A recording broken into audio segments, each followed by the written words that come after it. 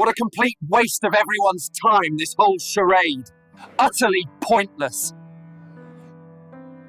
Today you'll learn about the story of David Sullivan, a tomb guard at Arlington National Cemetery, whose encounter with a disrespectful journalist led to a moment that would forever change how people view the sacred duty of honoring our fallen heroes.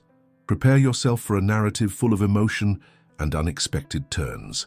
Before we begin this incredible story, don't forget to like the video, subscribe to the channel, and tell us in the comments where you're listening to this story from. The morning of September 15th started like any other at Arlington National Cemetery.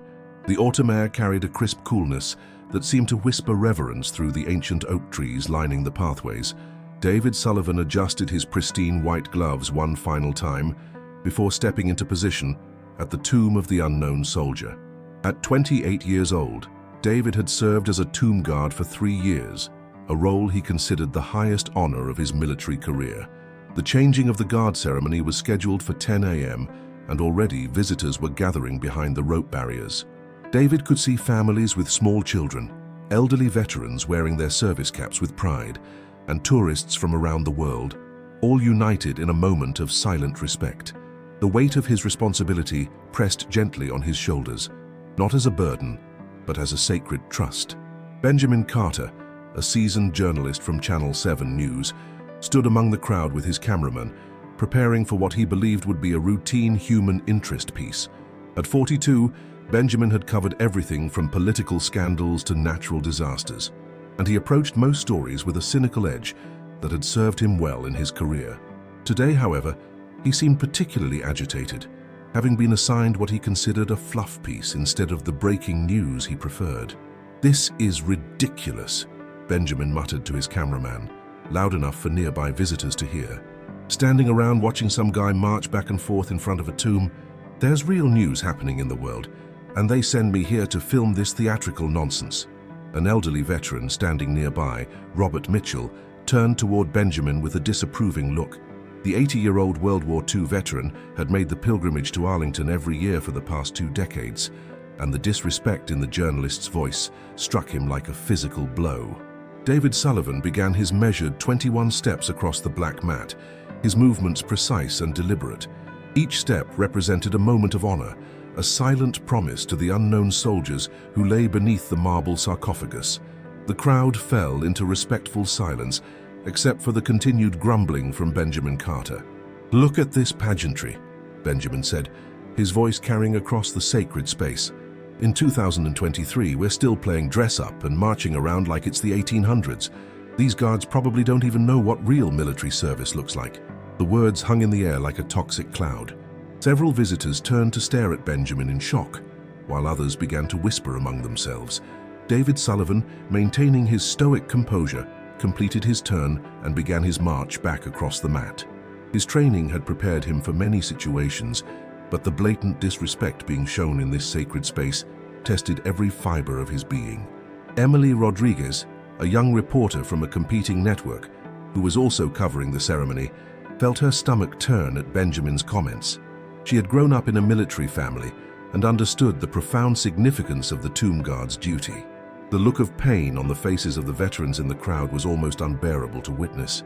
As David Sullivan reached the end of his 21 steps and executed his precise turn, Benjamin Carter made a decision that would change everything. He stepped forward, closer to the rope barrier, and raised his voice even louder. "Excuse me, soldier boy," Benjamin called out, his tone dripping with condescension. "How does it feel to waste taxpayer money playing dress-up while real soldiers are fighting overseas? Is this really what you call serving your country?" The silence that followed Benjamin Carter's outburst was deafening. It was as if the entire cemetery had drawn a collective breath and held it, waiting to see what would happen next. David Sullivan stopped mid-stride, his polished black shoes planted firmly on the mat. For the first time in 3 years of service, he faced a situation that his extensive training hadn't fully prepared him for. The tomb guard regulations were clear: maintain dignity, honor, and respect at all times. Never break character. Never engage with disruptive visitors. But Benjamin Carter's words weren't just disruptive. They were a direct assault on everything David held sacred, everything the tomb represented, and everything the unknown soldiers had died for. Michael Hayes, the supervisor on duty, watched from his position near the amphitheater. A 20-year Army veteran, Michael had seen his share of difficult situations, but nothing quite like this. He could see the tension in David's shoulders, the slight tremor in his white-gloved hands. Michael knew he had to act, but protocol demanded that he allow David to handle the situation first. Robert Mitchell, the elderly World War II veteran, felt tears welling up in his eyes. He had lost his best friend Tommy somewhere in the Pacific during the war. Tommy's body was never recovered, never identified, never brought home. The tomb of the unknown soldier represented every Tommy, every missing soldier, every family that never got closure. Benjamin Carter's words weren't just insulting a guard, they were desecrating the memory of every fallen hero. "Sir," Robert Mitchell said, his voice shaking with emotion, "you have no idea what you're talking about. These men and women represent—" "Oh, spare me the patriotic lecture, old man," Benjamin interrupted, turning his camera toward Robert. "This is exactly the kind of blind nationalism that keeps this country stuck in the past. We're filming a news segment here, not attending your nostalgia party." Emily Rodriguez felt compelled to intervene. As a journalist herself, she understood the importance of free speech and the right to ask difficult questions, but Benjamin's behavior had crossed every line of decency and professionalism. She approached him with her own camera crew. "Benjamin, perhaps we should show some respect for the ceremony and the families present," Emily said diplomatically, hoping to diffuse the situation. "Respect?" Benjamin laughed harshly. "For what? For this elaborate game of pretend? Emily, you're supposed to be a journalist, not a cheerleader for military propaganda." David Sullivan slowly turned to face Benjamin Carter. The movement was deliberate, controlled, and somehow more intimidating than any aggressive gesture could have been. His steel blue eyes locked onto Benjamin's, and for a moment, the journalist felt a flicker of uncertainty. There was something in David's gaze, not anger, not hatred, but a depth of conviction that seemed to pierce straight through to Benjamin's soul. The crowd had grown larger, drawn by the commotion. Families with children, tourists with cameras, and veterans from various conflicts all watched in stunned silence. Some pulled out their phones, sensing that they were witnessing something significant. The morning sun cast long shadows across the white marble, creating an almost ethereal backdrop for the unfolding drama. David Sullivan took a step forward, then another. His movements remained precise, military in their bearing, but there was something different now, a purpose that went beyond ceremony and protocol. He was no longer just a guard performing his duty. He was a guardian defending something sacred. "You want to know what real military service looks like?" David's voice cut through the morning air, clear and strong.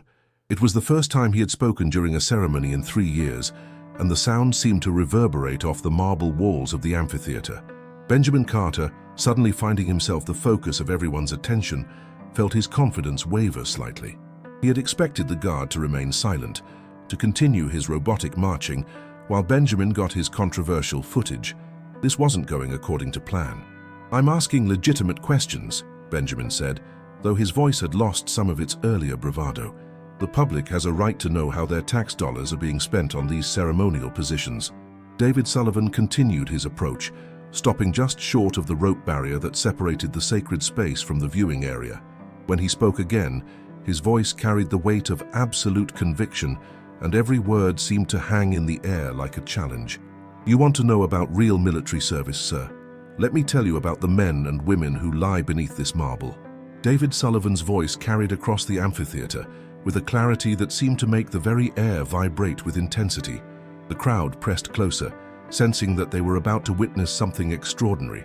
Benjamin Carter, his camera still rolling, found himself caught between his journalistic instincts and a growing sense that he had unleashed something far more powerful than he had anticipated. "The unknown soldier from World War I," David began, his eyes never leaving Benjamin's face, "was selected from 4 unidentified American soldiers who died in France. 4 families never knew what happened to their sons. 4 mothers went to their graves wondering if their boys suffered, if they called out for home in their final moments, if they died knowing they were loved." The emotion in David's voice was controlled but unmistakable. Robert Mitchell felt his own memories stirring, the telegram that never came about Tommy, the decades of wondering, the empty space at every family gathering. "The unknown from World War II," David continued, "was chosen from unidentified remains recovered from the Pacific Theater. He could have been a 19-year-old farm boy from Iowa who enlisted the day after Pearl Harbor. He could have been a father of 3 from Detroit who left his job at the auto plant to serve his country. He could have been a college student who put his dreams on hold to fight for freedom. Benjamin Carter felt something shifting inside him, an uncomfortable recognition that he had stumbled into waters far deeper than he had realized. But his professional pride and years of cynicism wouldn't let him back down easily.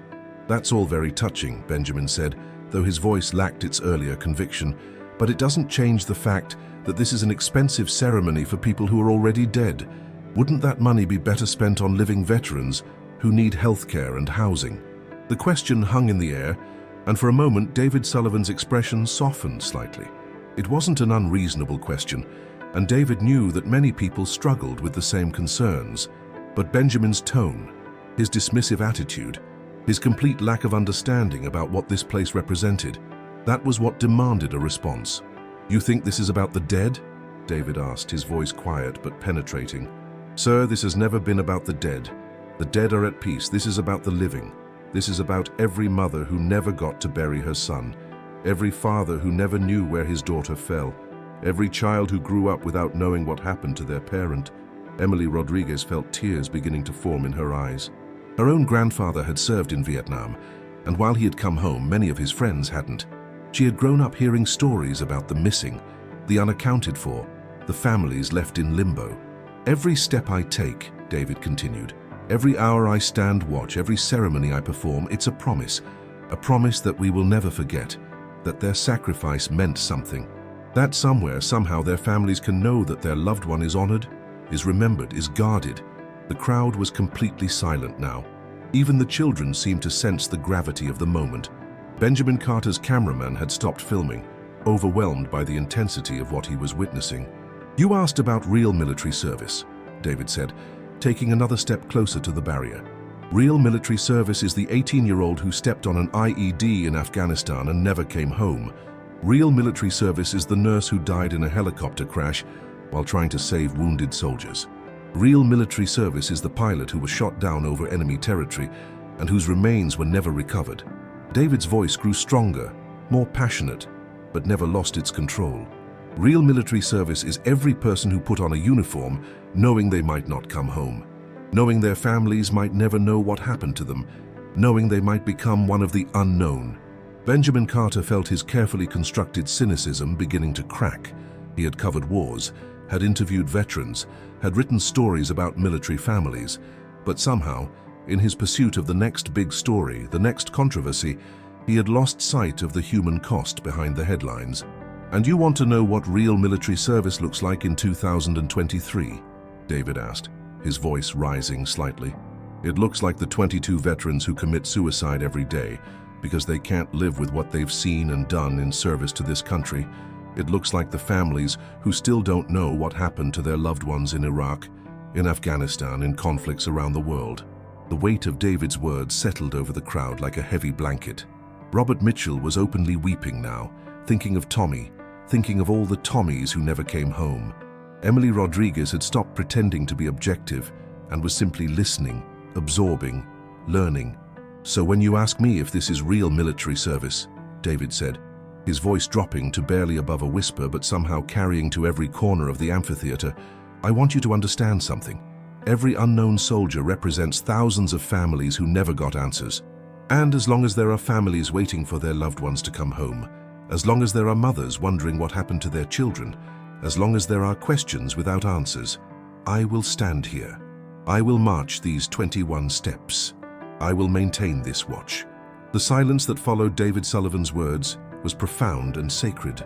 Benjamin Carter stood frozen, his microphone hanging limply at his side, his usual quick wit and sharp retorts completely abandoned.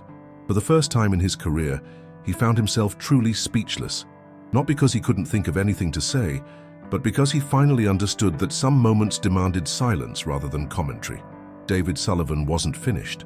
He had spent 3 years holding these words inside, 3 years of perfect discipline and protocol, 3 years of watching visitors come and go while he maintained his silent vigil. But Benjamin Carter's disrespect had opened a floodgate, and now the words poured out with the force of absolute conviction. "How you called this theatrical nonsense," David said, his voice steady but filled with an intensity that made everyone lean forward to catch every word. "Let me tell you about theater, sir. Theater is what politicians do when they send young men and women to war with speeches about honor and duty, then forget about them when they come home broken. Theater is what happens when we thank veterans for their service with empty words while they sleep on the streets." Emily Rodriguez realized she was witnessing something that would be talked about for years to come. This wasn't just a confrontation between a journalist and a guard.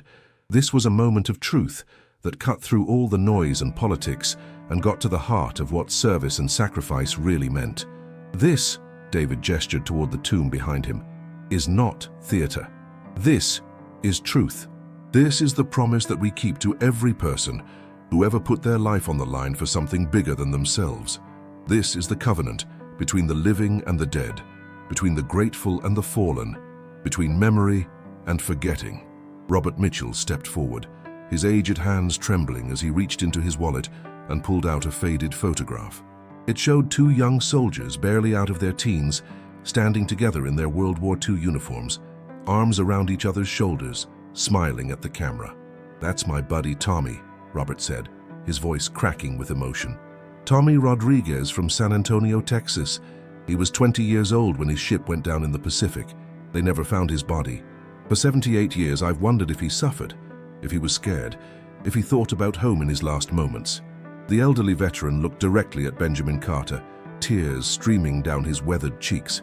"When I come here, when I watch this young man honor the unknown soldiers, I can finally believe that somewhere, somehow, Tommy is being honored too, that his sacrifice mattered, that he's not forgotten." Benjamin Carter felt something breaking inside his chest, a wall he had built over years of covering tragedy and conflict, a barrier he had erected to protect himself from caring too much about the stories he reported. He looked at the photograph in Robert's hands, at the two young faces full of hope and courage, and he saw not just historical figures, but real people with real families who loved them. "The unknown soldier from the Korean War," David continued, "was selected from 4 unidentified remains. 4 young Americans who died in a frozen wasteland thousands of miles from home. 4 families who received telegrams saying their sons were missing in action, presumed dead. 4 mothers who set a place at the dinner table for decades, hoping against hope that their boys would walk through the door." The crowd had grown even larger now, as word of the confrontation spread through the cemetery. Visitors who had come to pay their respects to other graves found themselves drawn to the amphitheater, sensing that something significant was happening. "You asked about taxpayer money," David said, turning his attention back to Benjamin. "Do you know what it costs to maintain this tomb? Do you know what it costs to train the guards, to maintain the ceremonies, to keep this promise to the unknown soldiers and their families?" Benjamin Carter shook his head, realizing he had never actually researched the financial aspects of his criticism. "It costs less per year than a single military helicopter," David said, "less than one politician's travel budget, less than the cost of a 30-second commercial during the Super Bowl. For the price of a luxury car, we maintain a sacred promise to every family who has ever lost someone in service to this country." Michael Hayes, the supervisor, watched from his position with a mixture of pride and concern.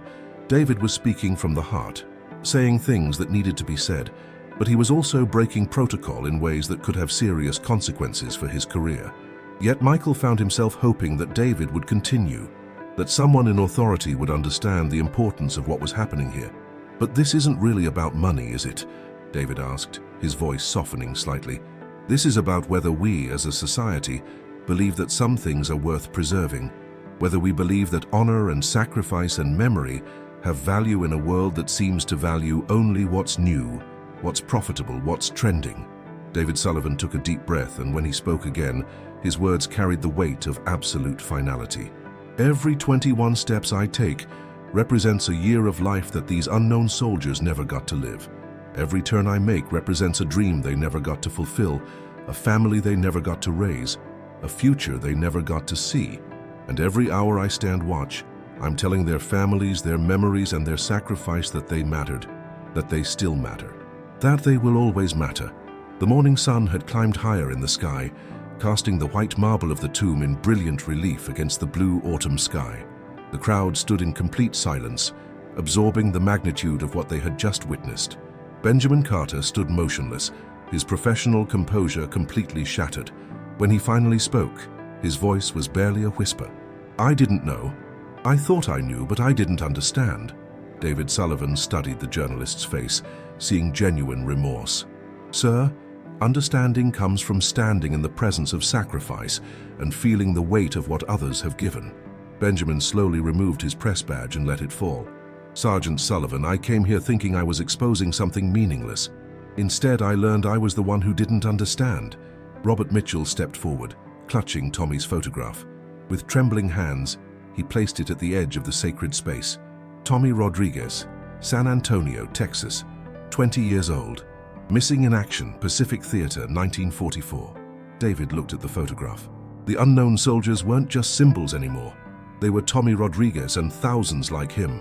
"Mr. Mitchell, Tommy's sacrifice will never be forgotten, not as long as we stand watch." Emily Rodriguez approached Benjamin. "What you witnessed today, this is the real story people need to understand." Benjamin nodded, tears flowing. "I've covered wars, but I never understood what any of it meant until today. Behind every casualty report, there's a Tommy Rodriguez, a family that never got closure." David began moving back toward his position. "What you've witnessed is about the promise we make to every person who has ever served, who has ever sacrificed." The crowd dispersed slowly, reluctantly, many taking photographs of the tomb itself, finally understanding what it represented. Benjamin Carter's news report that evening was unlike anything he had produced. Instead of controversy, he told a story of understanding. The video of David Sullivan's response spread worldwide, reaching millions who had never understood the tomb's significance. But for David Sullivan, fame meant nothing.